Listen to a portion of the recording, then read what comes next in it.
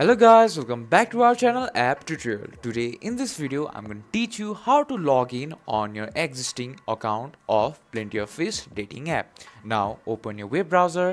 So I'm gonna open Firefox as my web browser and type in Plenty of Fish on my search bar, or you can either directly go to the official web page by typing in www.pof.com.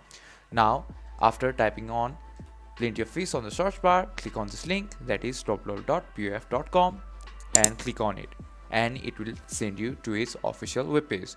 Now as you can see here, it has telling me to sign up, or if you're already a member, log in. Now click on this login and fill out your username that you have been using for your existing account on Plenty of Fish and put your password too. Now after putting your username and your password, click on login. Now you can also save your password on this web browser or not, but it's your choice. And that's how you successfully log in on Plenty of Fish dating app. If you find our video helpful, please leave a like and don't forget to subscribe our channel.